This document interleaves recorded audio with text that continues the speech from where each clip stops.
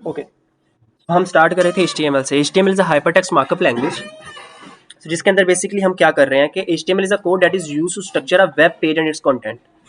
कि जो भी इंटरनेट के ऊपर हमारा वेब पेज का पूरा स्ट्रक्चर बन रहा है और उसके अंदर जितना भी कंटेंट आ रहा है उस पेज के ऊपर, वो सारा हमारा HTML से आ रहा है। उसके ऊपर जो डिजाइनिंग हो रही है, जो उसके ऊपर लॉजिक इंप्लीमेंट हो रही है, वो सब कुछ भी हम HTML को ही प्रोवाइड कर रहे हैं। बिकॉज जितना स्ट्रक्चर हमें नजर आएगा वो हम आगे हम करेंगे। अभी जो CSS या जावास्क्रिप्ट हम करते हैं वो हम ऐड करते हैं उसी HTML के पेज के अंदर। सो इन दैट जो हमें सारा वेब पेज के ऊपर नजर आ रहा होता है, जो हम इंस्पेक्ट करके या व्यू सोर्स पेज करके वो देख रहे होते हैं, वो सारा भी होता है HTML ही है। ठीक है। उसके बाद the component used to design the structure of the websites are called HTML tags. So मैंने जैसे कल बात की थी कि HTML के अंदर सिर्फ दो चीजें हैं सबसे ज्यादा, HTML टैग्स और एट्रीब्यूट्स। ठीक है। टैग्स क्या होते हैं? वही जो चीज बेसिकली बात कर रहा है कि पूरा स्ट्रक्चर डिजाइन करने के लिए, वो एक लेआउट बनाने के लिए जो आप टैग्स या जो आप कमांड्स काइंड ऑफ यूज करते हो, हम उनको HTML टैग्स कहते हैं। अच्छा, वो कौन कौन से टैग्स होते हैं? सो फर्स्ट ऑफ ऑल तो हम लेट्स एक फाइल क्रिएट करते हैं, फर्स्ट HTML फाइल। जैसे जैसे मैंने कल क्रिएट की थी एक HTML index.html हमने क्रिएट की थी। तो इधर लेट्स से मैं एक फोल्डर क्रिएट करता हूँ। सो इस फोल्डर का मैंने नाम रखा वेब डेव, और इधर आके मैंने simple we open with code कर लिया। मेरा ये फोल्डर ओपन विद कोड हो गया, इधर मेरा VS कोड में ओपन हो गया। ठीक है। इधर जाके वही मैंने फाइल ओपन की, इधर मैंने उसका नाम रखा index.html। ये मेरी फाइल ओपन हो गई।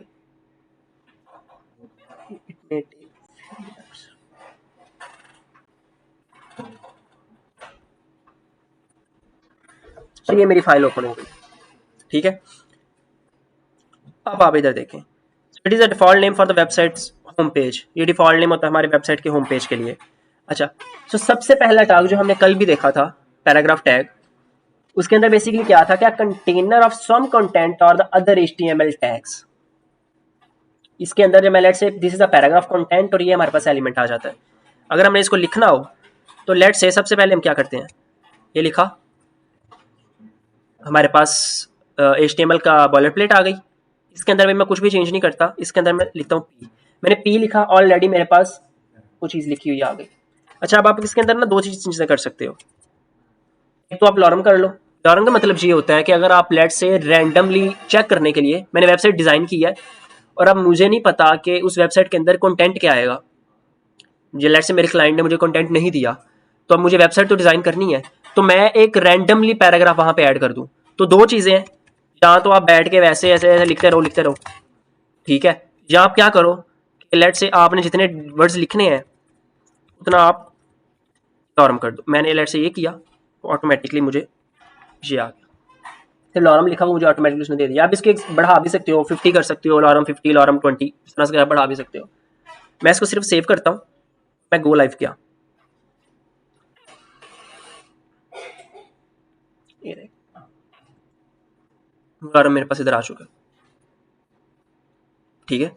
सो एक हमारे पास सिंपल टैग क्या काम करता है, इस सिंपल टैग के अंदर अगर मैं आपको दिखाऊं, हमारे पास इसको ना क्लोजिंग टैग कहते हैं, opening tag and the closing tag.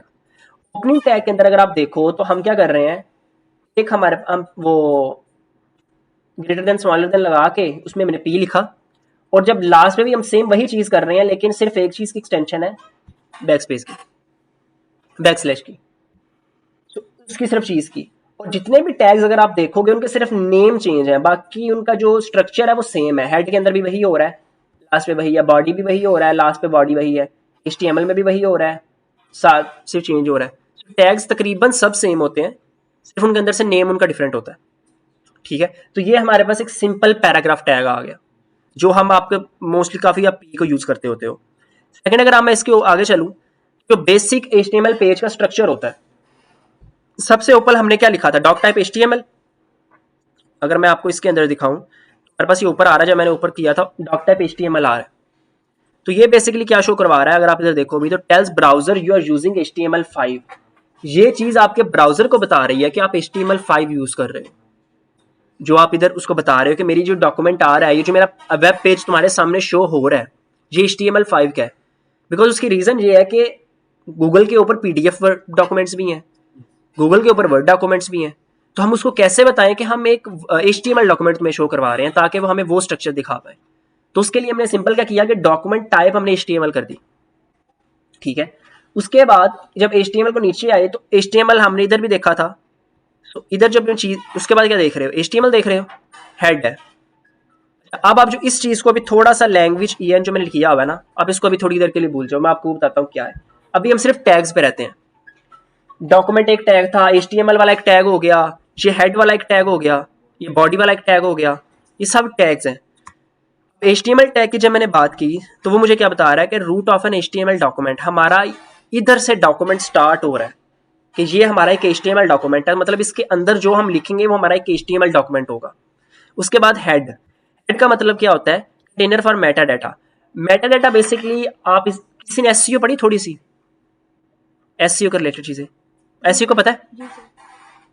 हाँ, SEO बेसिकली होती क्या है कि आप, अगर मैं सिंपल वर्ड्स में इसको बोलूँ, सर्च इंजन ऑप्टिमाइजेशन होती है कि आपकी एक वेबसाइट आपने बनाई है, अब वो वेबसाइट गूगल के ऊपर कैसे रैंक आएगी। अगर मैंने लेट से सर्च किया है कि टॉप रेस्टोरेंट्स इन लाहौर, तो जो टॉप 10 रेस्टोरेंट्स मेरे सामने फर्स्ट पेज पे आ रहे हैं, वो क्यों आ रहे हैं? वो ऐसा तो नहीं है कि उनका खाना बहुत अच्छा था या रिव्यूज बहुत अच्छे, तो ऑब्वियसली वो चीज़ें कहीं ना कहीं मैटर करती हैं, लेकिन उसके अलावा उनका कंटेंट, उनकी चीज़ें जो उन्होंने SEO की होती है अपने on page of page SEO, multiple उसमें टेक्निक्स होती हैं, वो सारी चीज़ें उनकी एक बेसिकली रीज़न होती हैं उनको टॉप पे लेके आने के लिए। आपका जो डेटा होता है बेसिकली, आप जो इसके अंदर पूरा मेटा डेटा ऐड कर रहे होते हो, टैग्स को और मल्टीपल चीज़ों को, ये आपका, क्योंकि जो आपको खुद पता है जो आपका HTML पेज है वो ब्राउजर पढ़ रहा है, तो ब्राउजर पढ़ के उसको उसके अकॉर्डिंग रैंक कर रहा है। तो आपके जितने मेटा डेटा होगा या इस तरह की जितनी चीज़ें होंगी वो आपकी HTML पेज के उसी फॉर्मेट के अंदर आएंगी, तो आप, ताकि आपका जो गूगल है वो उसको रैंक कर पाए और आपकी वेबसाइट फर्स्ट पेज पे या सेकंड पेज पे आ पाए। वेबसाइट तो आप बना लोगे, लेकिन अगर वो 10वें पेज पे पड़ी है तो कोई नहीं इसको खोलने वाला, कोई फायदा भी नहीं है, ठीक है। तो आपका इन द एंड पर्पस क्या होता है कि वेबसाइट अगर बना ली है तो उस पर ट्रैफिक आए, उस पर लोग आए, उस पर विजिटर्स आए, तो उस पर विजिटर्स आने के लिए आप क्या करते हो कि आप इन चीज़ों को फिर देखते हो, जिसमें डिजिटल मार्केटिंग भी आ जाती है, जिसमें SEO भी आ जाता है, ये सारी चीज़ें आ जाती है। जो हमारा हेड के अंदर डेटा सारा होता है वो हमारा मेटा डेटा के लिए होता है, जो आपको इधर नजर आ भी रहा होगा, ये आपको आ रहा होगा, ठीक है। आपकी आई साइड की प्रॉब्लम है, आप आए भी लेट हो और सारे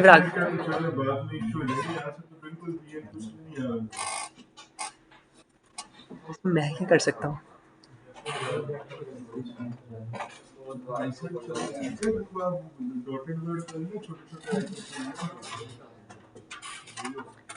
मैं क्या कर सकता हूँ, वो आप जिनको पता है उनसे पूछे। जूम,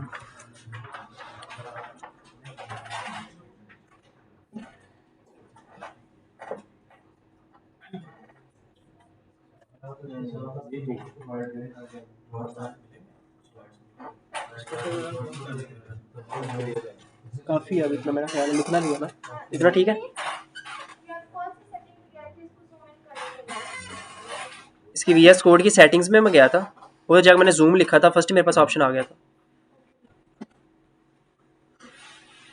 ओके, थोड़ा सा मैं स्कोर कर देता हूँ, ये ज़्यादा हो जाता है, चलिए आई गेस इतना ठीक है। अब सही है।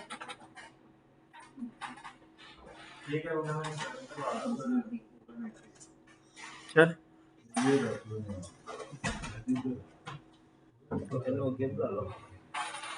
चल सर, इसमें हमने वो चीज़ कर ली। अब अगर मैं इसके ऊपर आपको दोबारा दिखाऊं तो हमारा हेड वो मेटा डेटा के लिए हो गया। सेकंड, उसके बाद टाइटल, इस टाइटल आपके पास क्या आ गया, जो हम टाइटल इधर ऐड कर रहे होते हैं। अच्छा, ये टाइटल आपका कहाँ शो हो रहा होता है, ये टाइटल आपका उस पेज के ऊपर शो नहीं हो रहा होता, ये टाइटल आपका उस टैब के ऊपर शो हो रहा होता है। जैसे इधर डॉक्यूमेंट लिखा था, इस डॉक्यूमेंट को अगर मैं आपको इधर दिखाऊं तो ये ऊपर जो नजर आ रहा है ना आपको, ये आपका टाइटल होता है, तो आपका टाइटल इधर शो हो रहा होता है। तो जो भी आपका डॉक्यूमेंट होता है, लेट से आपने कोई वेबसाइट बनाई है तो आप ऑब्वियसली इधर अपना वो नेम रखते हो, उसके साथ अपना लोगो रखते हो, ठीक है, वो आप इस तरह करते हो। सेकंड हमारे पास नीचे आ जाता है टैग। अगर मैं इसकी बात करूं, हेड, हेड के अंदर हम जो है अपने अगर CSS मैंने ऐड करनी है, कोई और चीज़ें ऐड करनी है, जो मैं पहले बात कर रहा था कि अगर मैंने CSS लिखी है, कोई नई फाइल बनाई है style.css की, अब वो मैं ऐड करना चाह रहा हूँ, या मैंने content.js की फाइल बनाई है, मैं वो इस HTML पेज में ऐड करना चाह रहा हूँ, तो वो सारी चीज़ें मैं कैसे ऐड करूँगा, इंटीग्रेशन कैसे कहाँ से होगी, वो मेरी इस हेड के अंदर होगी, इधर सिंपल इधर करके तो मेरी हेड के अंदर हो जाएगी। टैग के ऊपर, एंडिंग टैग के ऊपर। हाँ, एंडिंग टैग के ऊपर होगी। हाँ, मुझे लगा ये स्टार्टिंग टैग है, इधर हो जाएगी। ठीक है, वो है टाइटल के ऊपर कर दो, आप नीचे कर दो, वो प्रॉब्लम नहीं है। उसके बाद आपकी बॉडी स्टार्ट हो रही है। सो आपका जितना भी कंटेंट होता है आपकी वेबसाइट का, वो सारा आपकी बॉडी के अंदर आ रहा होता है। आपके जो कंटेनर्स बन रहे हैं, या कोई सेक्शन बन रहा है, कोई पिक्चर आ रही है, कोई वीडियो आ रही है, वो सब कुछ आपका इस बॉडी के अंदर आ रहा है। ठीक है, अभी हमने सिर्फ इसके अंदर एक टैग यूज किया जो कि था paragraph tag, P tag.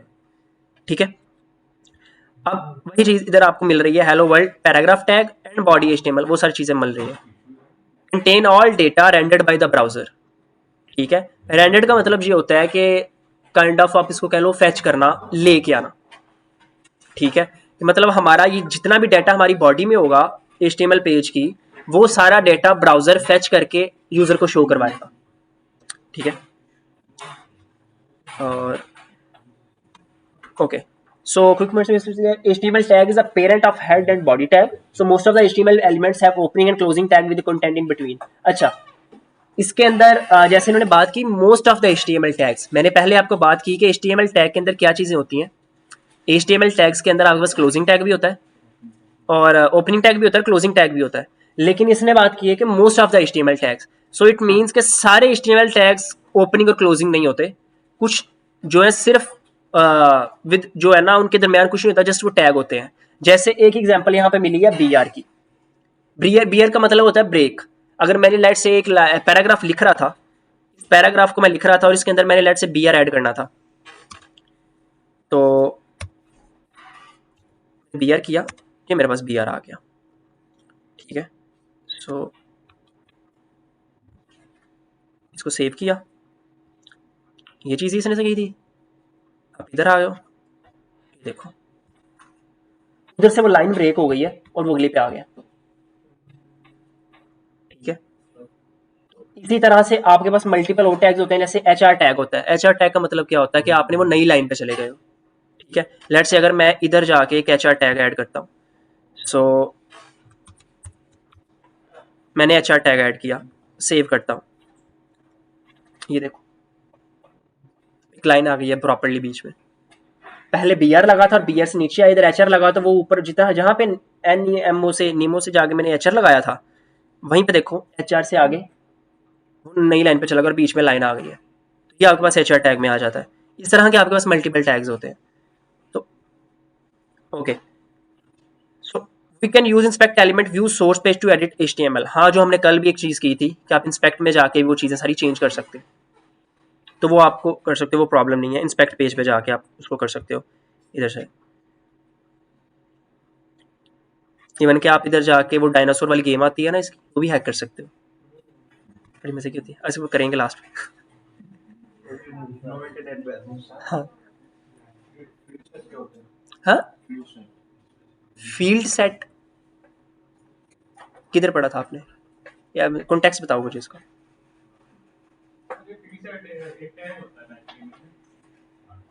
Field set, हाँ, इसमें वो सेट्स आ जाते हैं आपके उसके अंदर। जब आप नैवबार बनाओ ना, तो आपके पास जो लिस्ट आ जाती हैं, ऑर्डर लिस्ट के अंदर, अनऑर्डर लिस्ट के अंदर, सो उसके अंदर मल्टीपल टैग्स होते हैं, सो उसका हो सकता है। सो अच्छा, इधर HTML कमेंट आ गया। So this is an HTML comment. एक कमेंट क्या होता है basically, this is the part of comment that should not be passed.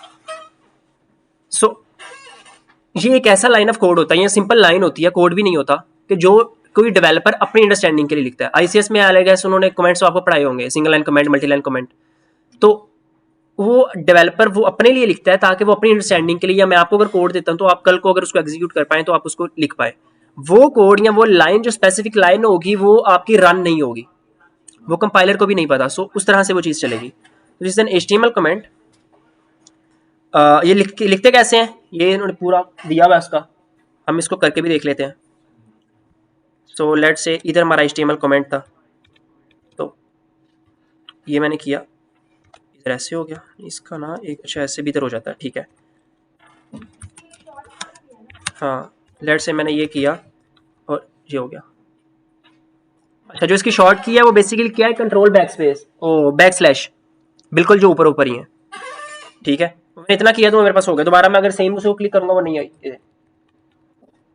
तो वो इस तरह से आप इसको कर सकते हो, ठीक है। इसको चलो मैं भी डिलीट कर देता हूँ।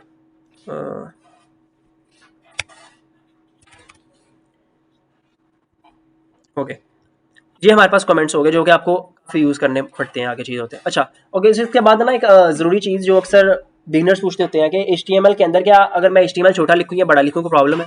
सो कोई प्रॉब्लम नहीं है, आप जिस मर्जी में लिखो, क्योंकि HTML केस सेंसिटिव नहीं है। केस सेंसिटिव का मतलब ये होता है कि अगर एज बड़ा था और अगर आपने एज छोटा कर दिया तो वो काम नहीं करेगा, वो एरर देगा। जैसे हम पाइथन करते हैं, कोई दूसरी लैंग्वेजेस करते हैं, मल्टीपल C++ करते हैं, उसके अंदर हमें केस सेंसिटिविटी मिलती है, लेकिन HTML के अंदर हमें केस सेंसिटिव नहीं मिलती। तो आप बड़ा कर लो छोटा कर लो, बट नॉर्मली ये कहा जाता है कि आप जो टैग्स हैं वो आप कैपिटल लेटर्स में लिखो, अच्छा लगता है। अच्छा बेसिक HTML टैग्स, मैंने आपको पहले बोला था कि जब HTML लिखा था हमने तो लिखा हुआ था हमने लैंग्वेज EN। मैंने कहा था हम इसको थोड़ी देर के लिए आप रहने दो, हम इसको पढ़ते हैं। हमने टैग्स की बात कर ली, टैग्स क्या होते हैं? So tags are the major components जो कि आपके स्ट्रक्चर को डिजाइन कर रहे हैं। वो बॉडी में हो सकता है, वो मल्टीपल टैग्स में हो सकता है, वो HTML में हेड फूटर भी हो सकता है, वो आपके पास नेवबार भी हो सकता है, बॉडी भी हो कुछ भी हो सकता है। बट एट्रीब्यूट्स क्या करते हैं? एट्रीब्यूट्स आर दोज जो कि उन टैग्स का मीनिंग आगे से डिफाइन करते हैं और उसके फंक्शनैलिटीज को बढ़ाते हैं। जैसे इधर आपने देखा कि attributes are used to add more information to the tag. Tag का एक काम तो था, टैग जैसे मैंने इधर देखा, ये टैग का एक काम तो इधर था कि HTML टैग मेरे पास है। अब उस HTML टैग मुझे बता रहा है कि यहाँ से HTML फाइल स्टार्ट हो रही है, लेकिन जब मैंने उसको ज्यादा इन्फॉर्मेशन उस टैग को ऐड करनी थी तो मैंने क्या किया, मैंने लैंग्वेज क्या कर दी उसकी स्पेसिफाई, इंग्लिश। फिर इसके अंदर नीचे कंटेंट आएगा वो मेरा इंग्लिश लैंग्वेज के अकॉर्डिंग आ रहा है। तो आप इसको इस तरह से भी कर सकते हो कि लेट्स से अगर आपके पास जो आप मल्टीपल वेबसाइट्स देखते हो, यूरोप की देख लो, मल्टीपल देख लो, कि आपको वो मल्टीपल लैंग्वेजेस में मिलती हैं, तो वो अपनी लैंग्वेज को स्पेसिफाई करेंगे और फिर उसके अकॉर्डिंगली डेवलपमेंट करेंगे, ठीक है। तो वो आप फ्रेंच में कर लो, इंग्लिश में कर लो, चाइनीज में कर लो, जापानीज में कर लो, वो मल्टीपल अलग फिर आपकी आगे से चीज चलती है कि आप कैसे डेवलपमेंट करना चाहते हो। बट इन द स्टार्ट आप अगर एक टैग के आगे जो आप उसकी ज्यादा इंफॉर्मेशन ऐड करना चाह रहे हो वो आपके पास आपकी एट्रीब्यूट्स में आ जाता है। ये सिर्फ एक एट्रीब्यूट है लैंग्वेज, बाकी हर एक टैग के मल्टीपल एट्रीब्यूट्स होते हैं। अब हेडिंग टैग कल हमने पढ़ लिए थे, H1 H2 H3 H4 H5 H6, मैंने 6 तक हमारे पास टैग्स होते हैं, ठीक है। इसके अंदर अगर मैं लेट से इधर हम इसको करें, सो H1 लिखा आ गया, तो इसके अंदर मैं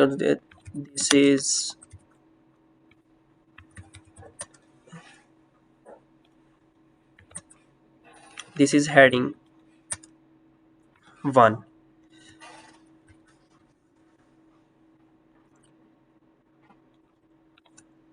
कॉपी कर लेता हूँ।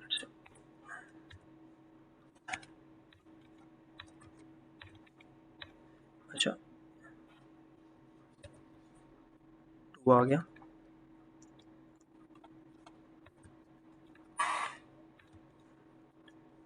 इधर 3 आ गया,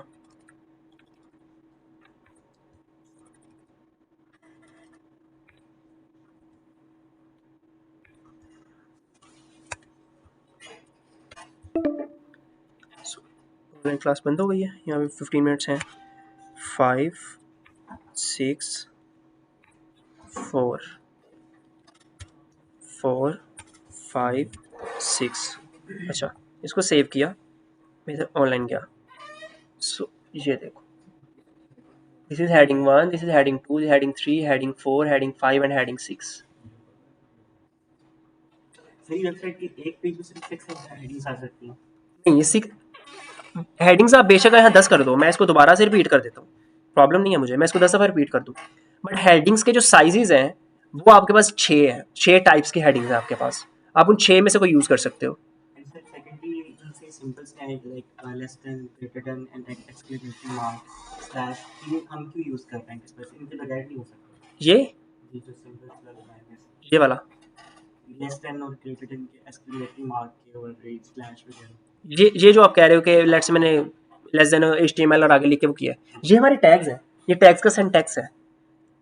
जो सिंटैक्स हमेशा किसी भी लैंग्वेज के अंदर ऑलरेडी डिफाइंड होता है, अब उस सिंटैक्स के अकॉर्डिंग ही चलना होता है आपने। तो ये मेरी उस लैंग्वेज का सिंटैक्स है जो कि मैंने उसको लेके चलना है, और ये ऊपर से डॉक टाइप है, ये मुझे बता रही है कि मेरा ये HTML में जाएगा। ये ऑलरेडी उसके सिंटैक्स डिफाइंड है, हम इसमें ऑब्वियसली बहस नहीं कर सकते क्योंकि ये सिंटैक्स जिस तरह बने हुए हैं हमें उसी को सीख के आगे चलना है। ठीक है, ये मेरे पास हेडिंग 6 आ गई। उसके अलावा इस तरह ये मेरे पास 6 हेडिंग्स आ गई। अब ये ज़रूरी नहीं है कि आपने ये 6 हेडिंग्स टाइप्स हैं, ये 6 आप सिर्फ ऐसा नहीं है कि 6 दफ़ा ही यूज़ कर सकते हो, आप इसको बेशक 60 दफ़ा यूज़ करो अगर आपको ज़रूरत है। अब इसको जितनी मर्जी दफ़ा यूज़ करो, कोई प्रॉब्लम नहीं है इसमें। इसी के अंदर अगर आप लेट से HR ऐड करना चाह रहे हो तो मैं इधर HR वही ऐड कर देता हूँ। तो ये जो मेरे पास HR आ रहा था ये मैंने HR ऐड किया, ये दे इस तरह हो गया। ब्रेक करो, HR करो, इसको प्री कर दो। अच्छा, अब आप इसमें एक और चीज़ है कि अगर आप इन 2 लाइनों को एक लाइन पे लेके आना चाह रहे हो, एक होता है P टैग जो कि आपके पास पैराग्राफ टैग है, एक होता है pre tag. Pre tag basically आपका क्या काम करता है, प्री टैग आपका वही पैराग्राफ, 2 पैराग्राफ्स होते हैं लेकिन वो उनको साथ ले आता है, इकट्ठा ले आता है, तो वो उनको एज अ पैराग्राफ ट्रीट नहीं करवाता, वो उनको एज अ लाइन ट्रीट करवाता है। इसी की तरह से अगर आप आगे जाओगे तो आपको एक टैग नजर आता है जिसको हम कहते हैं स्पैन टैग। अगर आपने एक लाइन लिखनी हो पैराग्राफ वगैरह उस मीनिंग में तो आपके लिए स्पैन टैग यूज होता है। ओके, उसके बाद वही हमने जो आगे बात की थी सैंपल टैग। अच्छा, अब हम एंकर टैग की बात करते हैं जो कि आप बहुत ज्यादा यूज करते हैं, चीज होती है। Anchor tag is basically add hyperlinks. आप लेट से मैंने कोई वर्ड लिखा, आपने गूगल लिखा, अब मैं उस गूगल पे क्लिक करूं तो मैं गूगल की वेबसाइट पे चला जाऊं। किसी वेबसाइट के ऊपर अक्सर होता है कि आपने कोई वर्ड लिखा हो, उस वर्ड पे क्लिक करो किसी आर्टिकल के अंदर तो आप उस स्पेसिफिक लिंक के ऊपर चले जाते हो। वो चीज़ कैसे हो रही है? सो वो चीज़ हमारे पास बेसिकली कैसे हो रही है, हमारे पास होता है एंकर टैग। एंकर टैग के ऊपर होता तो एंकर टैग है, लेकिन ये जो चीज़ है href, ये क्या है? ये उसका जो हमने अभी पढ़ा एट्रीब्यूट है जो कि उसके मीनिंग को और ज़्यादा डिफाइन कर रहा है। ठीक है, और ये हमारा गूगल जो हमारा वर्ड होगा, इसको हम लिख लेते हैं सिंपल। इसको लेट से मैं कहता हूँ हेडिंग 1 किधर ही लिख लेता हूँ, ए लिखा, मेरे पास ए टैग उधर देखें ऑलरेडी एब्रीविएशन में आ गया AHRF। तो मुझे आगे एंटर करूंगा, मेरे पास ये आ गया। इधर मुझसे वो पूछ रहा है कि आपने कहाँ पे क्या करना है, तो www.google.com। ठीक है, ये करने के बाद इधर मैं दरमियान में आया। अब इधर मैं आके लिखता हूँ गूगल, सेव किया, मेरे पास गूगल लिखा आ गया। इस पर क्लिक करूंगा, मुझे बता रहा है www.google.com, क्यों नहीं कर रहा?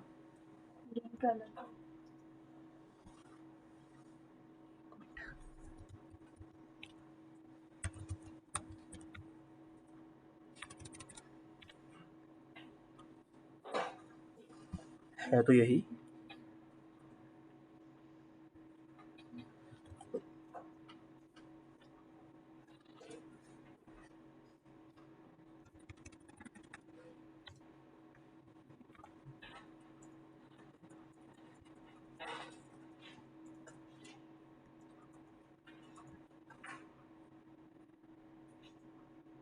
ओके, बेसिकली आपने हेडिंग 1 का जो पैराग्राफ है उसमें हाइपरलिंक ऐड किया है।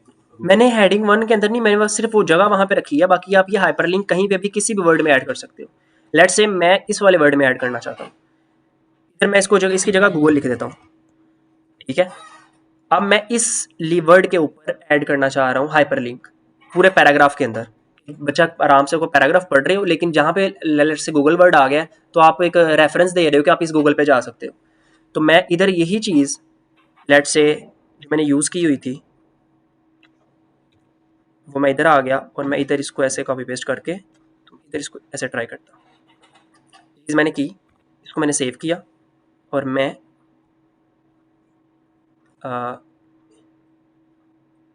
इधर आ गया। ये देखिए उस पूरे पैराग्राफ वैसे ही चल रहा है, लेकिन उसके दरमियान में मेरे पास गूगल आ गया। हाइपरलिंक, ये लो हाइपरलिंक उस वर्ड को डिफाइन करने के लिए। हाँ, जैसे लेट्स से आप जैसे इधर गूगल पे आओ, आप कोई भी वर्ड यूज़ कर रहे हो, कोई भी चीज़ पढ़ रहे होते हो, कोई आर्टिकल पढ़ रहे होते हो, उस आर्टिकल में अक्सर ऐसा होता है कि आप एक लाइन पढ़ रहे होते हो और उसके अंदर कोई अगर लेट्स से फ्रांस की बात हुई है विकीपीडिया के ऊपर अक्सर हो जाता है, रेफरेंस दिया रेफरेंस दिया गया है कि अच्छा फ्रांस की बात हुई है तो ये फ्रांस के रिलेटेड भी हमने एक आर्टिकल लिखा हुआ था, आप ये भी पढ़ सकते हैं। तो ये काइंड ऑफ रेफरेंस आपको मिल जाता है। तो वो रेफरेंस आप किस तरह ऐड कर रहे होते हो, सिंपल में आप हाइपरलिंक वहाँ पे ऐड कर रहे हो। तो इसके अंदर और भी इसके एट्रीब्यूट्स होते हैं कि जैसे अभी आपने एक चीज़ नोट की होगी, मैं जब भी इसके ऊपर क्लिक कर रहा हूँ ये मुझे उसी पेज के ऊपर जो है वो दोबारा से लेके जा रहा है, नए पेज के ऊपर लेके नहीं जा रहा। ठीक है, तो नए पेज के ऊपर कैसे लेके जाना है, उसके आपके पास अंडरस्कोर ब्लैंक होता है और दूसरे एट्रीब्यूट्स होते हैं। तो इसके हर एक टैग का ऐसा नहीं है कि सिर्फ एक एट्रीब्यूट है, हर एक टैग के मल्टीपल एट्रीब्यूट्स हो सकते हैं, 5-10 इतने भी एट्रीब्यूट्स होते हैं कई टैग्स के। ठीक है, तो इसलिए वो आपको याद नहीं करने होते कि हम एक टैग को बैठे हैं तो उस टैग के अब 10 एट्रीब्यूट्स हैं तो उनको बैठ के पहले तो लिखो, फिर उनको रटा मारो, फिर याद करो।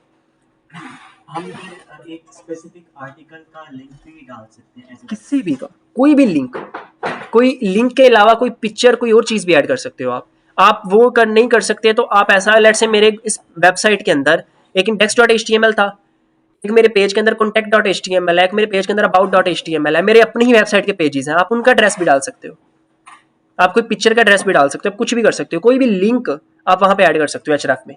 आप बेसिकली क्या कर रहे हो कि जो पर्सन वहां क्लिक करेगा वो कहाँ पे चला जाएगा, उस लिंक के ऊपर चला जाएगा। सिर्फ ये चीज़ हमारे हाइपरलिंक में हो रही है। फिर दूसरी चीज़ है कि हम ये स्टार्टिंग में जो पैराग्राफ है इसमें से एक वर्ड लिमिट मेरे ख्याल से डिफाइंड है, ये एक्सीड नहीं कर सकती इससे। कहाँ पे ये जैसे है ये लॉरेंस इप्सम से है ये वाला नहीं मैंने बोला मैंने सिर्फ लॉरम लिखा था ना, मैंने बोला इसको आप जो है ना स्पेसिफाई कर सकते हो, आप इसका लॉरम 50 कर दो, वो 50 वर्ड्स में चला जाएगा, इतने कैरेक्टर्स में चला जाएगा, वो जितना आप करना चाह रहे हो आप उतनी उसकी वैल्यू दो, वो चला जाएगा। ये एम ही है, कुछ भी आप इसको समझो, मतलब ये सिर्फ कह लो कि उतनी जगह भरने के लिए है, ये कुछ भी नहीं है। सेम आएगा लेकिन इससे आगे बढ़ जाएगा। मैं आपका एक मिनट इधर कर लेता हूँ। एक मिनट, आपका क्वेश्चन क्या है?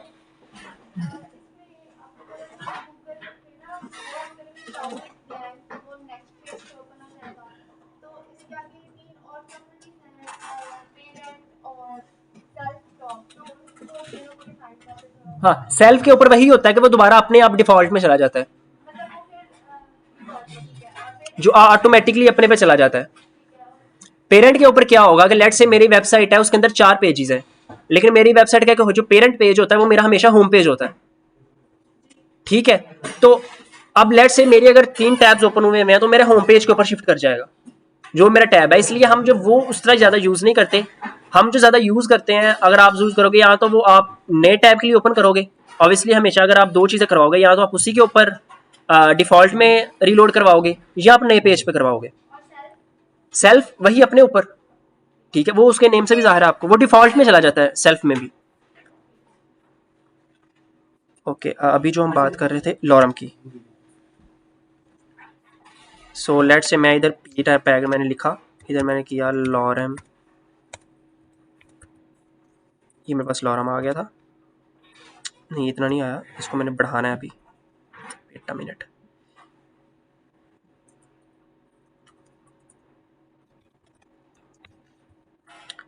लेट से लॉरम 30, देखो लॉरम 30 आ गया।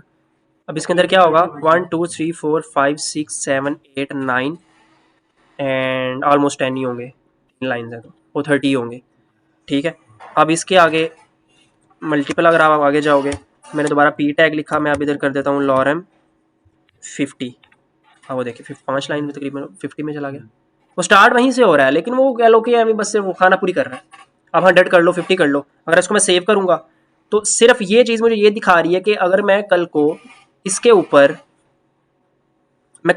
ऊपर लेट से CSS ऐड करता हूँ तो अपनी विजुअलाइजेशन के लिए कि मेरा जो वेबसाइट है वो स्ट्रक्चर ठीक बन रहा है नहीं बन रहा, कल को अगर मैं इसमें कंटेंट ऐड करूँगा तो वो इस तरह का आएगा नहीं आएगा, मैं सिर्फ उसमें कंटेंट ऐड कर रहा हूँ। इसमें कल को मैं कंटेंट चेंज कर दूंगा, मुझे कभी भी कंटेंट ये नहीं रखना होता, मैं हाँ फिलहाल के लिए, ताकि हमें पता चले कि हमारा जो स्ट्रक्चर बन रहा है वो ठीक बन रहा है। तो ये सारी चीज़ें HTML से हो रही होती हैं। अब बाद में इसको हम डिज़ाइन करते हैं ऑब्वियसली CSS की मदद से।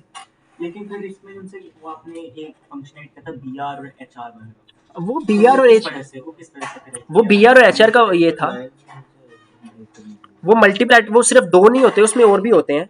BR HR का मतलब ये था कि जैसे लेट्स से ये लाइन आ गई है, Yeah.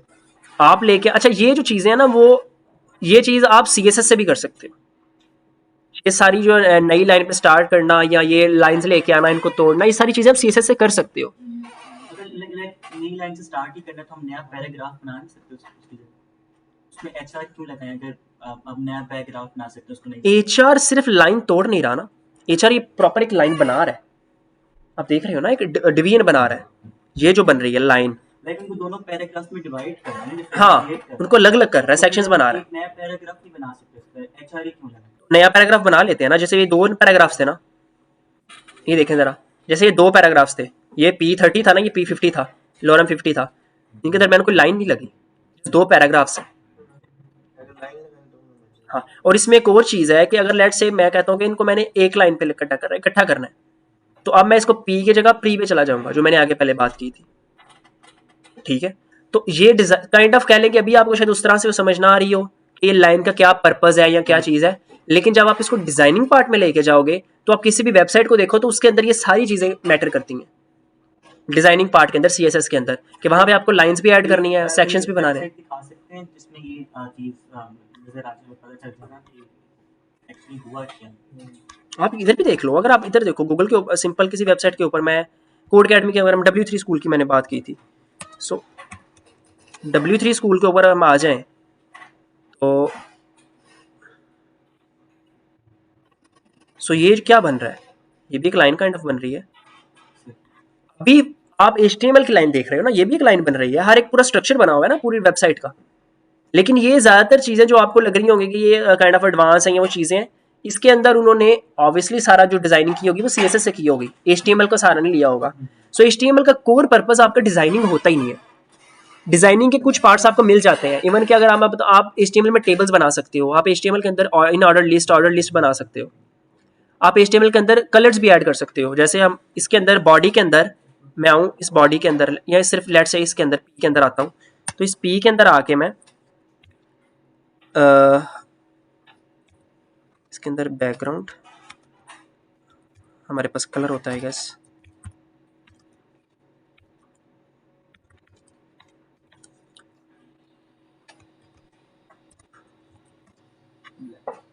सो लेट से मैं इसको इस तरह करता हूँ, बड़े होप रन कर जाए, नहीं ये इस तरह से नहीं करेगा, ओके।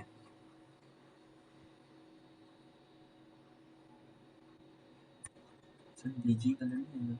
मुझे लग रहा है वो CSS के अंदर बैकग्राउंड कलर होता है ना, मैं सिर्फ उसको देख रहा हूँ,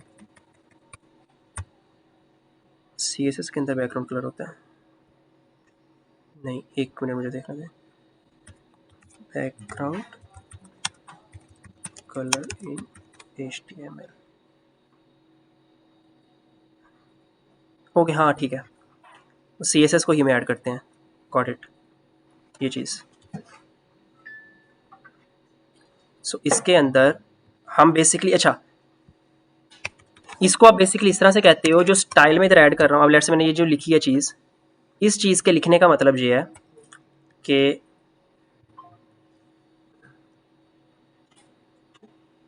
एंकर टैग, ओके, सेमीकोलन नहीं है, वो आएंगे।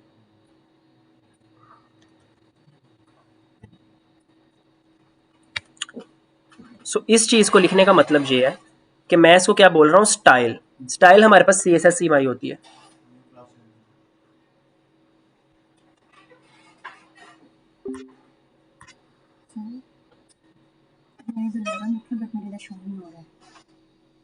आपको शो नहीं हो रहा, गो लाइव किया आपने, अब नोटपैड प्लस प्लस में कर रहे हो, स्टार्ट में सही लगता है। नोटपैड प्लस प्लस नहीं, आप VS कोड में ओपन नहीं कर रहे, क्यों इधर रन क्यों नहीं कर रहे वैसे आप, वो मुझे तो करना नहीं आता। मैं भी बताता हूँ आपको।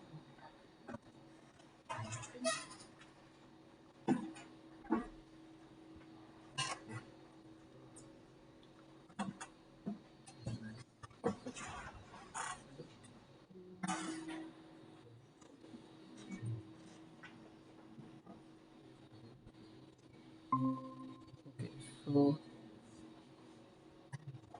Let's say sir skin store का ये ब्लैक जो हमने लगाए हैं ना, ठीक वो है कलर आप के ऊपर जस्ट आएगा। सर सिंपल ब्यूटी कलर लगा के HTML पे मतलब कर। फिर ना जब वो ओपन मेरी वो करना कहाँ अगर गई, मैं वो कर रहा हूँ, एक मिनट कर, वो कहाँ गई ये यहाँ।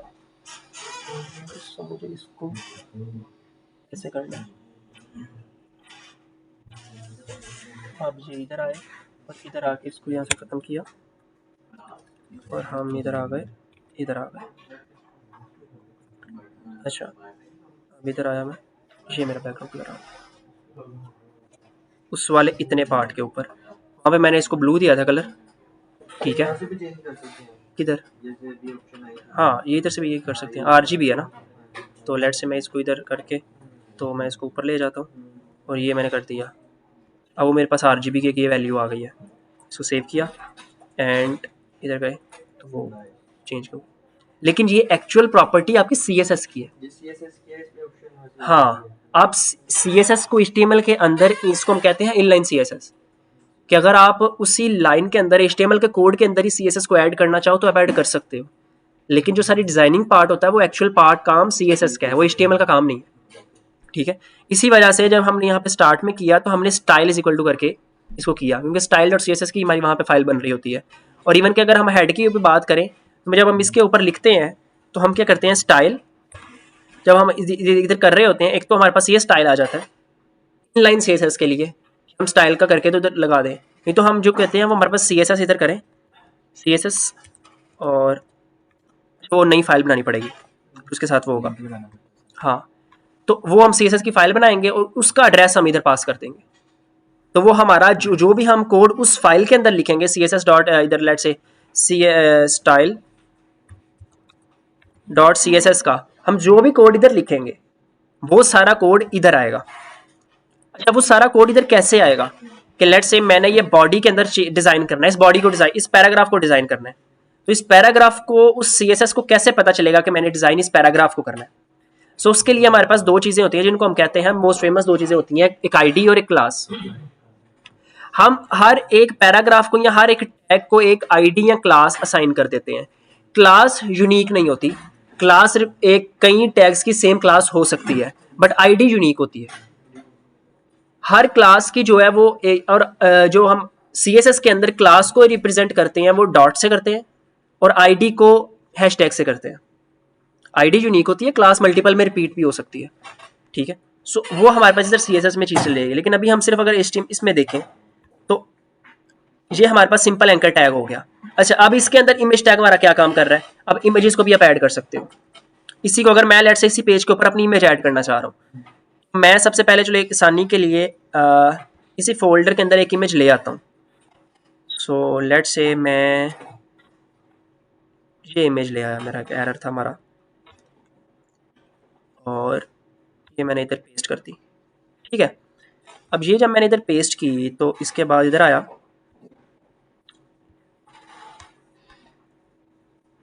Image source random image. अच्छा, आल्ट क्या कर रहा है वो मैं भी आपको दिखाता हूँ।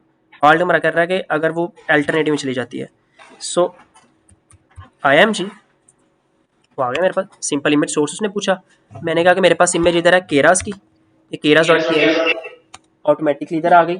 अच्छा, इस आल्ट के अंदर मैंने क्या किया, लिख दिया कि अगर मेरी ये इमेज किसी वजह से यहाँ पे लोड नहीं होती या मेरे पेज पे शो नहीं होती, या मैं लेट से इधर से इमेज डिलीट कर देता हूँ, उसकी जगह पे ये टेक्स्ट शो करवा दो। तो this image is not loading right now, कोई भी आप टेक्स्ट शो करवा सकते हो, ठीक है। मैं अगर इसको रन करता हूँ, मेरे पास इमेज आ गई। अच्छा, आप इसको इसका साइज भी सेट से कर सकते हो, मल्टीपल चीज़ें कर सकते हो। मैं लेट से इसकी हाइट ठीक करता हूँ और इसके आगे मैं हाइट में चला गया। सो हाइट इसकी मैं लेट से अल्टरनेटिव, सो इसकी मैं हाइट मैंने 300 दे दी। देखिए आप, हाइट आप उस तरह से एडजस्ट कर लेते हो, आइटरेटिव प्रोसेस होता है, आप देख लेते हो कि आपकी स्क्रीन साइज के अकॉर्डिंग आपने वो किस तरह चलना है, तो अब वो उतनी छोटी आ गई, ठीक है। अब लेट से मैं यहाँ से ये पिक्चर डिलीट कर देता हूँ, ये जो पिक्चर थी यहाँ से मैंने डिलीट कर दी, डिलीट हो गई। अब दोबारा हम इसको रन करते हैं,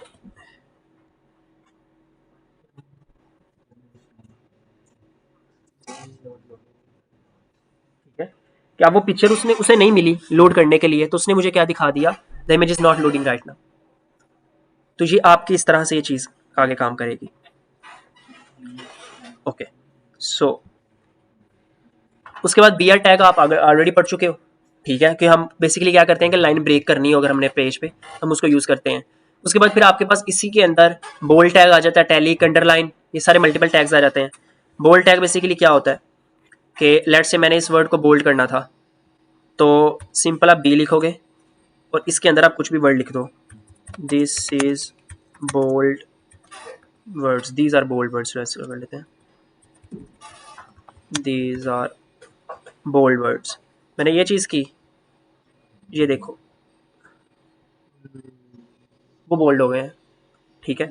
उतने को अगर मैंने उसी पार्ट को टैली करना तो बी की जगह मैं आई कर दूंगा, अगर मैंने उसी को जो है वो अंडरलाइन करना बी की जगह यू कर दूंगा, तो सेम मेरा टैग्स मेरे सेम चल रहे हैं। अब इस पूरे पैराग्राफ को बोल्ड करना है। इस पूरे पैराग्राफ को बोल्ड करना हो तो उसके पूरे पैराग्राफ के अंदर आप बी कर दो, लेट से मैं इधर बी कर देता हूँ।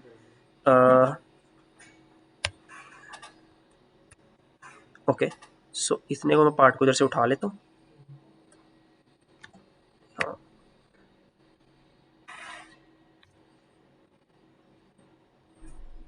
ये लो, ठीक है।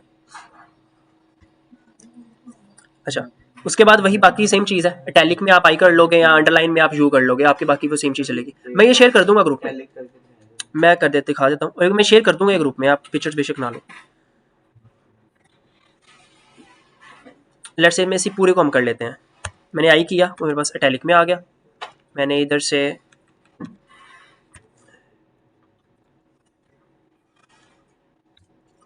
इसको सेव किया, ये इटैलिक हो गया। इसको आप साथ बोल्ड भी कर सकते हो, इटैलिक कर लो साथ बोल्ड कर लो। इधर लेट से मैं इसको बोल्ड भी कर देता हूँ, मैं इसको बोल्ड किया और सेव बोल्ड,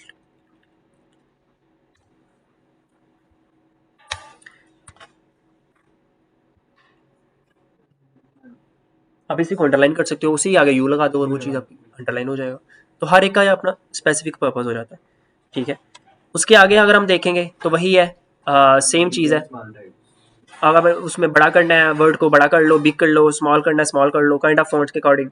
अच्छा, आप ये चीज़ जो है उसको ना भी करो ना, इधर से बेशक ना भी इसके साइज को एडजस्ट करो, आप ये सीएसएस के अंदर कर लेते हो, आपको प्रॉपर फॉन्ट्स मिल जाते हैं, कितने पिक्सल का आप फॉन्ट रखना चाहते हो, तो आपको सारी फंक्शनैलिटी सीएसएस में मिल जाती है। अगर किसी मतलब कि वर्ड को हम कैपिटल लेटर्स में लिखते हैं हाँ, तो वी कंसिडर होगा, उसके लिए फंक्शन लगाना भी पड़ेगा। हम करके देख लेते हैं जो आप बात कर रहे हो। लेट से इसको करना था,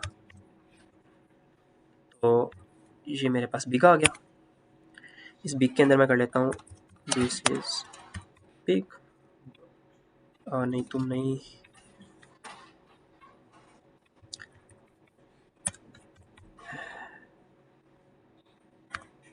ओके।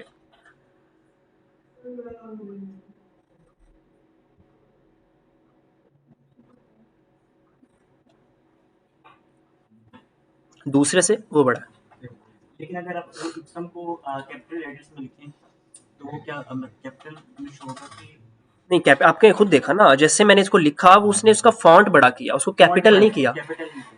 उसको कैपिटल नहीं किया। वो आपके पास सीएसएस के अंदर अपर केस लोअर केस सारी फंक्शनैलिटी होती है। ओके, सो उसके बाद वही एचआर टैग जो हमने आगे देख लिया कि हॉरिजेंटली रूलर बेसिकली अगर आपने ऐड करना है, प्रॉपर लाइन ऐड करनी है तो आप वो कर सकते हो ताकि आप अपना कंटेंट सेपरेट कर सको।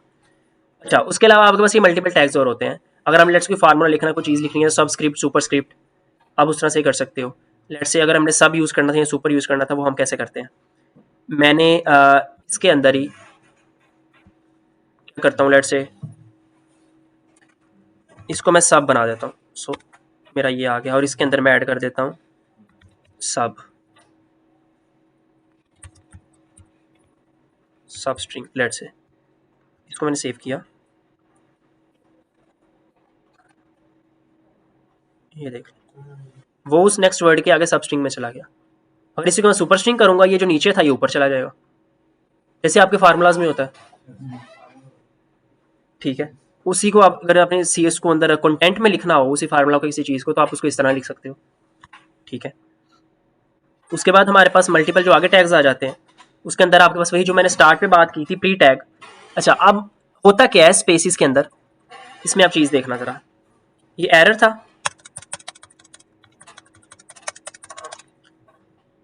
काफ़ी स्पेसिस दे दी मैंने, इधर स्पेस नहीं आई। सो पैराग्राफ के अंदर वो स्पेसिस को इग्नोर कर देता, इसलिए मैं एचआर यूज नहीं यूज़ करते हैं। एचआर तो आपका हॉरिजॉन्टल रूलर के लिए है ना, हॉरिजॉन्टल रूलर के लिए ना, किस लाइन के लिए है, जो आपको ये लाइन नज़र आ रही है। अगर मुझे यहाँ पे इसको प्री लिखना था, मैं लेट्स से इधर प्री लिखता हूँ, एक टैग बनाता हूँ प्री का, उसने भी तो यही चीज़ बात की है, use to display text as it is without ignoring spaces and next line. ठीक है, तो मुझे उस प्री टैग को लेके साथ चलना है, तो प्री के अंदर बेशक मैं इस तरह इसको लिख दूं, लेकिन वो मुझे एक लाइन में, एक पैराग्राफ में दिखाएगा। जैसे लेट्स से मैं इधर करता हूँ प्री, ये मेरा प्री आ गया, दिस इज, ये मैंने कर दिया, इधर आ गया लाइन ऑफ प्री, से मैंने इसको इस तरह से कर दिया। अब इसको सेव करता हूँ, वो जैसे मैंने इसको एंटर किया है उसने वैसे का वैसा दिखा दिया, लेकिन अगर मैं इसको पैराग्राफ में एंटर करता, इसने मुझे ऐसे, इसने लाइन और एक स्पेसिस को इग्नोर कर देना था, इसने मुझे एक पूरे पैराग्राफ में दिखा रहा था। ये प्री वाले फंक्शन हम उस पैराग्राफ में ऐड कर सकते हैं लॉट में। हाँ, प्री वाला कर सकते हैं, क्यों नहीं कर सकते। प्री किया, इसके अंदर मैंने किया लॉरम, और ये लॉरम की चलो बीत नहीं रखते हैं, और इसके अंदर मैं लेट्स इधर स्पेसिस ऐड कर देता हूँ। ठीक है,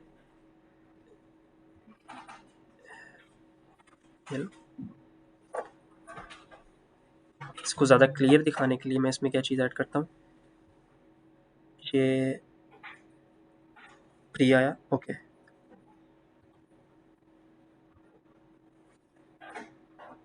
आई किधर गया, आई के बाद आगे किधर गया, अच्छा वो नीचे आगे चला गया, उसने टेक्स्ट रैप कर दिया।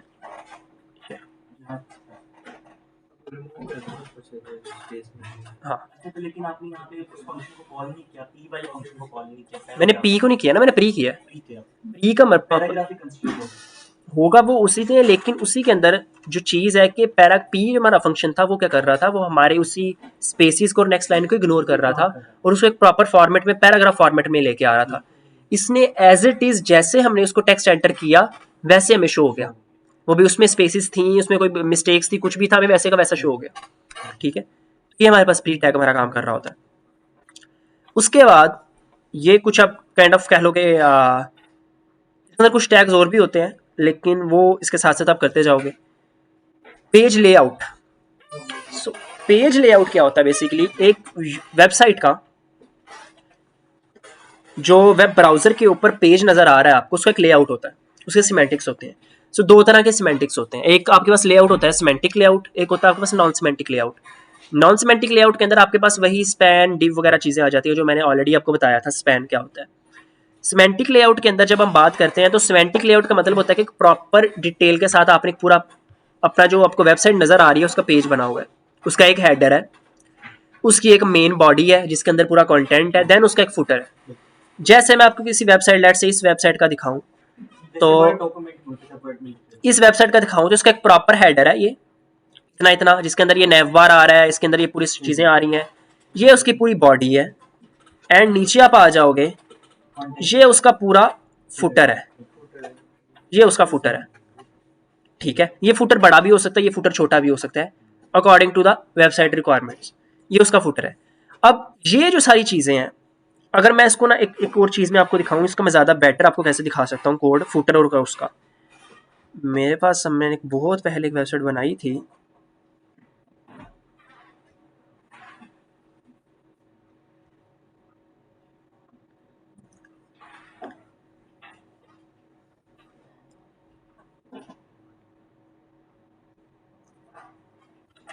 ओके, तो इसके अंदर आपको फुटर समझ आ जाएगा सही से।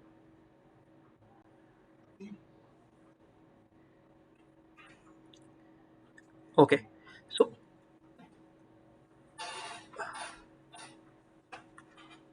अच्छा, होता क्या बेसिकली, जो मैं आपको वो बता रहा था कि स्टाइल को हम कैसे ऐड करते हैं।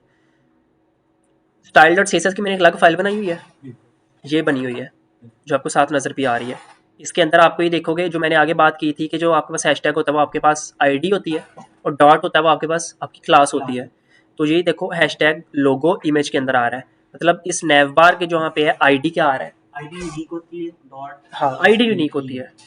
क्लास आपकी रिपीट हो सकती है, आईडी यूनिक होती है, ठीक है। अब उसी के देखो कि आईडी नैव बार एलिमेंट के अंदर क्या आ रहा है, और मैं कह रहा हूँ कि जिस स्पेसिफिक चीज़ की आईडी नैव बार है उसके अंदर क्या करो, उसके display flags line element centre कर दो, पोजीशन रिलेटिव कर दो, ये सीएसएस की प्रॉपर्टी सारी मैंने उसमें ऐड कर दी। अब उसके अंदर आपको नीचे डॉट्स भी नजर आ रहे होंगे, डॉट बटन। अब इसके अंदर ये नजर आ रहा है क्लास बटन, ऊपर आपको आईडी नजर आ रहा था, ठीक है।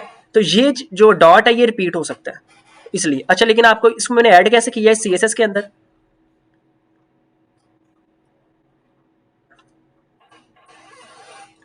लिंक सीएसएस, ये क्या था बेसिकली, सीएसएस मेरा फोल्डर है, क्योंकि ये जो फाइल है इस फोल्डर के अंदर पड़ी हुई है, ठीक है। अगर फोल्डर के अंदर ना पड़ी होती तो सिर्फ इधर स्टाइल डॉट सीएसएस में लिखता, लेकिन चूंकि ये फोल्डर के अंदर थी तो मैंने CSS slash style dot CSS लिख दिया। अब ये मेरी एक्सेस यहाँ पे भी हो रही है। सर ये हेड्स का नेम भी चेंज कर सकते हैं ना, किसका, ये हेड जो लिखा हुआ है होम से ये वो टाइटल है ना, ये मैं दिखाने लगा आपको क्या है। इसको मैं लेट से रन करता हूँ,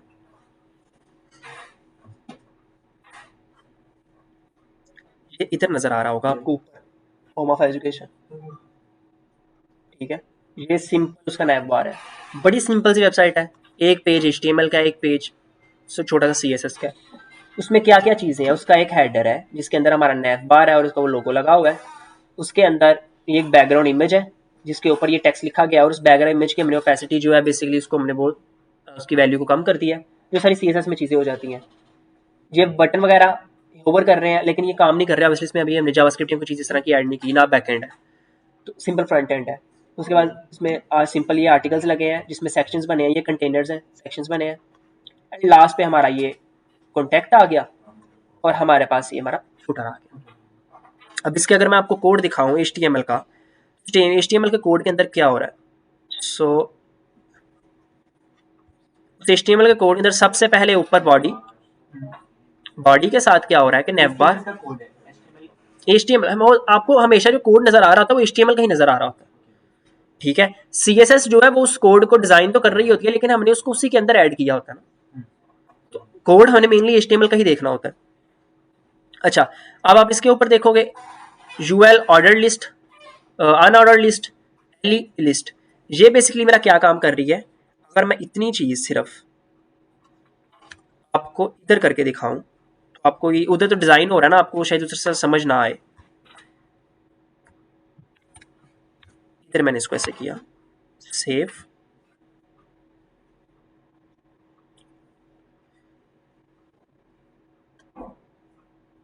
ये देखो, ये तो लिंक्स है ना, अभी लिंक्स को इसको लिंक्स को हम निकाल भी सकते हैं इस href को, इस href के अंदर भी ये चीज़ आ रही है ना, तो हम इसको खत्म भी कर सकते हैं। और उसके अलावा आप एक चीज़ देखोगे, हम एक अनऑर्डर लिस्ट यहाँ पे आ गई है, लेकिन अगर मैं इसी चीज़ को डॉट से आ रहे हैं ना, इसी चीज़ को मैं OL कर दूं, ऑर्डर लिस्ट, हाँ मैंने ये चीज़ कर दी, बाकी मैंने सेम रहने दिया। इधर आया तो अब मेरे पास ये चीज़ आ गई 1 2 3 4 5 ऑर्डर्ड में आ गया। लेकिन आप इस ऑर्डर को चेंज भी कर सकते हो, इधर आप ABC भी कर सकते हो और वो चीज़ भी कर सकते हो, वही सेम चीज़ पर आप अपने एट्रीब्यूट्स में करोगे इधर एंटर करने के बाद, जो आप किसी भी OL के अंदर आगे एंटर करते हो, ठीक है। तो ये हमारे पास मल्टीपल चीज़ें इधर आ जाती हैं। इसके अंदर ये हमारा सेक्शन आ गया नैव बार का, जो हमारा नैव बार हमें कहाँ शो हो रहा है, दो चीज़ें हमें नैव बार में शो हो रही हैं, एक वही आईडी लोगो और आईडी नैव बार। CSS के अंदर भी तो मैंने आपको यही बताया, आईडी हमारी नैव बार थी, अभी मैंने बताया ID logo, image source logo dot PNG, और अल्टरनेटिव क्या है, होम ऑफ एजुकेशन। तो इसमें मैं जाऊँ, ये उसका नैव बार के अंदर क्या आ रहा है, लोगो और ये उसका नैव बार, जो हमें चीज़ें वो हम देख रहे थे अभी, अनऑर्डर लिस्ट हम देख रहे थे, सिर्फ मैंने उसको डिज़ाइन किया, उसको फॉर्मेट किया, उसको फॉर्मेट किया मैंने CSS से, बाकी सेम चीज़ है। अभी तो मैं सिर्फ आपको HTML दिखा रहा हूँ ना, ये मैंने CSS से उसको फॉर्मेट किया है, ठीक है, ये मेरे पास मेरी nav बार आ गई है। इसके अलावा आप नीचे जाएंगे बॉडी के अंदर, तो बॉडी के अंदर मेरे पास जो टैग सारे आ रहे हैं, वो बॉडी के अंदर मैं होम में आया तो होम ऑफ एजुकेशन, ये मेरा H1 टैग था जो मेरे पास हेडिंग मेरी आ रही है होम ऑफ एजुकेशन। ये मेरे पास P टैग है, this official website of home of education. उसके बाद सिंपल मैंने क्या किया है, मैंने स्टडी स्मार्ट, अच्छा अब इसके अंदर आपको एक चीज़ नज़र आ रही होगी, मैंने स्टडी स्मार्ट किया, उसके अंदर थोड़ा सा गैप है, फिर ये किया। अब इसको दो तरह से कर सकते हो, अब इसको इस तरह से कर सकते हो जैसे मैंने प्री की भी बात की कि आप प्री यूज़ कर लो, प्री यूज़ करके जितना गैप दोगे, जितने ब्रैकेट्स दोगे उतना कर लो। जब मैंने ये किया था तब मैंने इसको प्री की तरह से नहीं किया था, तब मैंने तब हम ये बैक स्पेसिस को लर्न कर रहे थे, तो मैंने इसको प्रॉपर्ली एक एक बैक स्पेस आगे दे दी थी। आप इस तरह से भी इसके अंदर स्पेसिस ऐड कर सकते हो। अगर आप पैराग्राफ ऐड करना चाहती हो और पैराग्राफ को यूज़ करते हुए आप स्पेसिस ऐड करना चाह रहे हो, तो फिर आप कैसे कर सकते हो, फिर आप उसको इस तरह से कर सकते हो। ये चीज़ हो जाती है, जितनी आपने स्पेसिस देनी है आप उतनी दफ़ा ये चीज़ रिपीट कर रहे होते हो, या जितनी आपको स्पेस चाहिए होती है। ये स्पेस देने के लिए स्पेसिफिक कोड है? इसको हम बेसिकली बैक स्पेस कहते हैं, जो आपके पास उसमें चीज़ चली जाती है। तो उसको मैंने बोल्ड किया तो मेरे पास बोल्ड हो गया, ठीक है। इनरोल नाउ बटन था मेरे पास, तो इनरोल नाउ बटन मेरे पास उसके नीचे ही आ गया। अब ये होवर कैसे हो रहा है, कैसे नहीं हो रहा, ये सारा काम CSS का है, ये CSS देखेगी, ठीक है। उसके बाद नीचे हम आ गए, अब हमारे पास सेक्शंस चेंज हो रहे हैं, अब हमारे पास सेक्शन चेंज हो रहे हैं। सेक्शन मेन क्या आ गया, जैसे आवर सर्विसेज H1 के अंदर, देन उसके बाद box H2, then Dave content.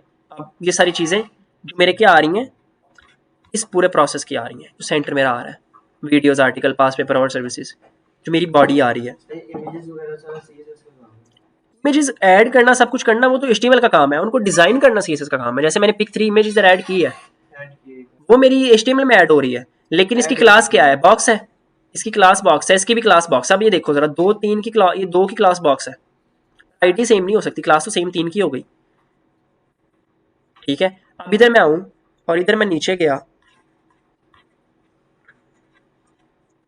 मैं बॉक्स देखता हूँ, बॉक्स कहाँ पे है, क्लास,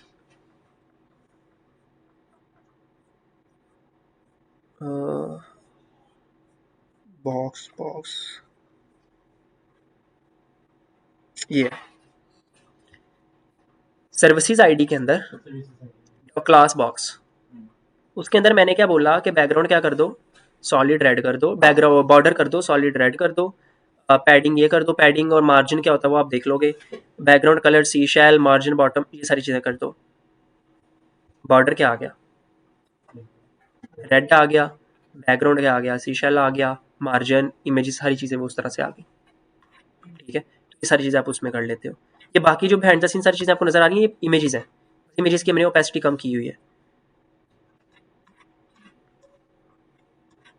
ओके। अब हम चलते हैं नीचे फुटर पे, ये सारी चीज़ें मेरी ऊपर से हो गई। अब मैं आ गया कॉन्टैक्ट के ऊपर, कॉन्टैक्ट इधर, अच्छा हम ना नेक्स्ट वीक के अंदर हमने एक चीज़ पढ़नी है जो कि बहुत ज़रूरी है और इस वीक में वो नहीं कर सकते, और आई गेस वो HTML के अंदर इन टैग्स, ये टैग्स तो आप ऑब्वियसली प्रैक्टिस कर करके हो ही जाते हैं। HTML फॉर्म्स, यूज़र से डेटा लेना अपनी वेबसाइट के ऊपर, आप किसी वेबसाइट के ऊपर जाओ तो वहाँ पे अक्सर आपके कॉन्टैक्ट फॉर्म आते हैं, वो कॉन्टैक्ट फॉर्म इकलौता, ऑलमोस्ट इकलौता जरिया होता है जो जिससे आप अपनी वेबसाइट से यूज़र से डेटा ले सकते हैं। यूज़र अपनी इनपुट आपको दे सकता है, वो इधर आप अपनी डिटेल्स एंटर कर रहा हो, वो आपको सजेशन एंटर कर रहा हो, वो कोई पिक्चर एंटर कर रहा हो, वो कुछ भी एंटर कर रहा हो, यूज़र से आप वहाँ से डेटा लेके आ सकते हैं। और उस डेटा को आपने फिर कहाँ पे स्टोर करवाना है, अपने सर्वर के ऊपर या अपने लोकल होस्ट के ऊपर, वो एक अलग प्रोसेस होता है। तो वो उसके अंदर जस्ट आप ऐसा नहीं कर रहे होते कि आप सिर्फ फ्रंट एंड क्रिएट कर रहे हो, आपको बैक एंड भी कहीं ना कहीं पे आपको अटैच करना पड़ता है, बिकॉज आप डेटा स्टोर कर रहे हो। सर्वर के ऊपर होगा तो सर्वर अटैच करना पड़ेगा, लोकल होस्ट पे होगा तो लोकल होस्ट को अटैच करना पड़ेगा साथ, ठीक है। तो इस जब हम वो बनाना सीखेंगे बेसिकली HTML फॉर्म्स, तो वो HTML फॉर्म्स कह लेके one of the most important topic होता है इस HTML की पूरी जर्नी के अंदर और इस CSS के साथ।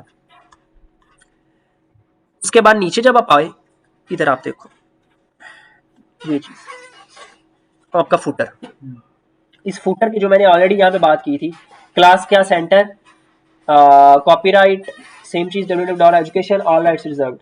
जब ये चीज मैंने की और इधर में आया और ये इधर कर लिया कॉपीराइट, और जो ये लोगो आ रहा है बस कॉपीराइट का, वो सिर्फ इस वजह से आ रहा है बिकॉज मैंने यहाँ पे ये चीज़ लिख दी थी, ठीक है, उसको स्पेसिफाई करने के लिए।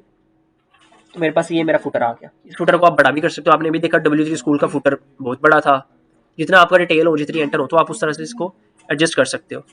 इसके अंदर आप वैल्यूज ऐड कर सकते हो, सब कुछ कर सकते हो, लेकिन ये कहीं पे जाएगा नहीं, ना इसके अंदर कोई बटन है बिकॉज इसके साथ कोई बैकएंड नहीं है, कोई कहीं पे कोई चीज़ नहीं है, ये सिर्फ आपके पास एक सिंपल HTML पेज है।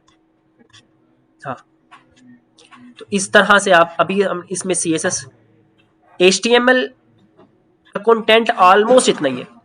अब ये है कि बस टैग्स पढ़ो, तो टैग्स के आगे आप मल्टीपल एट्रीब्यूट्स को पढ़ते जाओ, बाकी HTML का कंटेंट इससे ज़्यादा नहीं है, ठीक है। HTML वही है कि जो आपको नजर आ गया, अच्छा यार ये टैग मैं यूज़ कर सकता हूँ, तो ये चीज़ आपने गूगल से भी देख ली, कहीं से भी देख ली, आपने वो टैग यूज़ कर लिया। जो एक्चुअल चीज़ होती है जिसमें आपको जो आप रटा कभी मार ही नहीं सकते और सिर्फ प्रैक्टिस है, वो CSS है। और इसलिए जब हम नेक्स्ट टाइम बूटस्ट्रैप करेंगे, तो बूटस्ट्रैप करवाने का पर्पज़ ये है कि आपकी वो जो CSS की सरदर्द है वो थोड़ी कम हो। ये जो CSS अगर आप स्क्रैच से लिखने बैठो, जैसे अभी हमने यहाँ पे किया, तो अब एक एक प्रॉपर्टी CSS की आप नहीं कर सकते बात, आपको पता ही नहीं चलेगा। और ये इतना सरदर्द वाला काम है कि एक अगर लेट से मैं इमेज सेट कर रहा हूँ, इमेज का मैं मार्जिन एक एक, या अगर एक मार्जिन में 12 पिक्सल और 10 पिक्सल किया है ना, ये ऐसे मुझे याद नहीं आ गया कि 12 और 10 हो जाएगा। पहले आप इसको 20 करोगे, 15 करोगे, 10 करोगे, बार बार आप चेक करोगे कि मेरी इमेज कहाँ पे सेट बैठ रही है, की हो रही है। फिर उसके बाद इसमें एक और नया चीज़ आ जाती है जिसको आप रिस्पॉन्सिवनेस कहते हो। रिस्पॉन्सिवनेस के अंदर क्या होता है कि अब वही इमेज अगर आपने उसको रिस्पॉन्सिव नहीं बनाया, वही इमेज जो मेरे इधर लैपटॉप के ऊपर बड़ी अच्छी शो हो रही है, आपके मोबाइल में उसने पता नहीं किस तरह का ओपन होना है, पूरी वेबसाइट का लेआउट ही खराब हो जाएगा। तो उसके लिए फिर आपको CSS अलग से लिखनी पड़ेगी। लेकिन बूटस्ट्रैप क्या करता है, बूटस्ट्रैप आपको फंक्शनैलिटी दे देता है कि जो आपने CSS उसके अंदर ऐड करनी है वो ऑलरेडी रिस्पॉन्सिव है, तो वो एक आपकी सरदर्द वहां से भी खत्म हो जाती है, ठीक है। और CSS फिर आगे बहुत एडवांस लेवल तक जाती है, इसमें एनिमेशंस आती हैं, इसमें आपके पास मैं आपको एक वेबसाइट दिखाता हूँ जो मैंने बनाई थी, एनिमेटेड वेबसाइट, पेज अभी मैं आपको दिखा देता हूँ।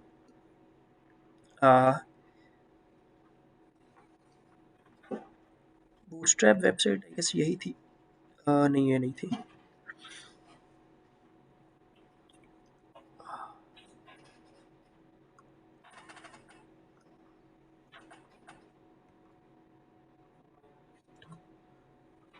नॉट दिस वन, कौन सी थी, project CV, image for put folder in one video, project for fitness clock, track and tail whip.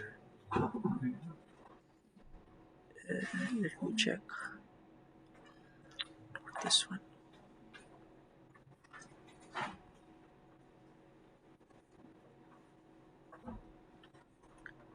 अगर मैं आपको CV ही दिखा देता हूँ, एक मेरे पास पड़ी हुई थी, अगर ये ओपन हो जाए,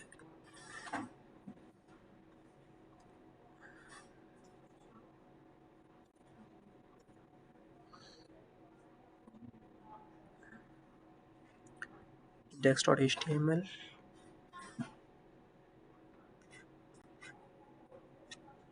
और इसको मैं लेट से गो लाइव किया है।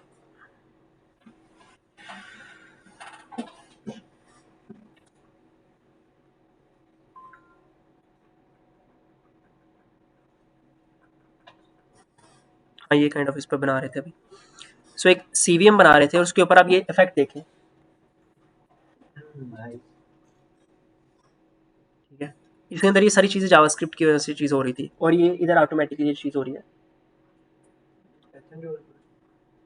हाँ, एक्चुअली तो मेरा यही का काम है ना, सो ये बहुत पहले बनानी स्टार्ट की थी पर छोड़ दी। इसके अंदर जो मेन ये चीज़ जो है इसके अंदर, ये मैंने खुद लिखने नहीं बैठा कि ये जो इफेक्ट मैंने अगर ऐड करना है, तो क्योंकि अगर आपको इसमें कोड दिखाऊं तो ये इसमें था, ये था, हाँ। तो इसका जो ये सारा कोड आ रहा है, ये मुझे इधर प्लगइन से अंदर से आ रहा है, ripples.js, और ये सारा ये आ रहा है jQuery और वो सारी चीज़ें, ठीक है। तो ये इस तरह के जो एनिमेशंस फंक्शंस हैं, ये सारी चीज़ें, ये भी आप CSS की मदद से कर सकते हैं। CSS और जावास्क्रिप्ट या जो jQuery को यूज़ करके इतने आप इस लेवल पे आगे जा सकते हो। आप इवन के जो मल्टीपल कलर्स हैं, जैसे ये मल्टीपल कलर्स मैंने पहले डिसाइड कर लिए हुए हैं, इसके अलावा जो मैंने कौन सा फॉन्ट यूज़ करना है वो ऑटोमेटिकली मैं गूगल से ले आया हूँ। अगर मुझे नहीं मिलना तो, क्योंकि आप इंपोर्ट कर सकते हो गूगल के API से, फॉन्ट से, जो भी आपको फॉन्ट अच्छा लगता है आप वो इंपोर्ट कर लो, आप वो यूज़ कर लो अपनी लाइब्रेरी वेबसाइट के अंदर, ठीक है। ये स्टैटिक का मतलब ये होता है कि यूनिवर्सली इस तरह कर दो। सबसे पहले मैंने क्या किया कि मैंने पूरा यूनिवर्सली अपने वो जो बॉक्स था मेरा, स्क्रीन थी, उसको मैंने क्लियर किया, उस तरह से किया, मेरे पास ये सारे इस तरह से आ गए। तो ये सारी इस तरह की एनिमेशन और सारी चीज़ें भी आप CSS से कर सकते हो। CSS इज अ बहुत ब्रॉड टॉपिक है CSS का, ठीक है। तो उस वो आप इस तरह कर भी नहीं सकते कि आपने एक हफ्ते में सीख लिया या आपने 4 दिन में बैठे और आपने कोड किया और सीख लिया। वो सिर्फ प्रैक्टिस है, वो ना रटा है ना कुछ हो रहा है। वो प्रैक्टिस है कि आप जिस तरह के प्रोजेक्ट्स करते जाओगे आप उस तरह की प्रॉपर्टीज़ को देखते जाओगे, ठीक है। डिज़ाइनर भी यही करता है ना, डिज़ाइनर पहले बैठ के तो हर एक टेक्निक को नहीं कर लेता कि ये टेक्निक भी मुझे आती है, ये भी आती है, ये भी आती है। हाँ, एक पर्टिकुलर स्किल सेट उसके पास होता है, लेकिन उसके बाद जब उसके पास कोई नया प्रोजेक्ट आता है वो उसके ऊपर उसके अकॉर्डिंगली डिज़ाइन करता है। वो डिज़ाइन हो सकता है उसको पहले आता हो या उसने दोबारा सीखा हो। ज़रूरी नहीं है कि आपने उसको गूगल से देखा तो यहाँ वो चीज़ हुई तो आपको आता कुछ नहीं है, ठीक है। तो इस चीज़ पे आप चलिएगा। बाकी आपको HTML के ऊपर और बेसिक CSS के ऊपर कोशिश मैं करूँगा कि HTML तक ही रहूँ, क्योंकि हम CSS को नेक्स्ट क्लास में हमने करना भी है। तो बेसिक CSS और HTML के ऊपर आपको एक काइंड ऑफ असाइनमेंट मिल जाएगी, और अब आई होप कि आप जब नेक्स्ट क्लास में आएंगे तो एटलीस्ट आपका HTML आपकी क्लियर होगी, ठीक है। और CSS अगर किसी करना चाहे तो कोई कर सकता है बेसिक लेवल पे, थोड़े बहुत इस तरह कमांड्स वगैरह। नहीं करता कोई पता नहीं है, हम नेक्स्ट क्लास में खुद भी स्टार्ट कर लेंगे, ठीक हो गया। Any question? मैं इसको बंद कर दूं।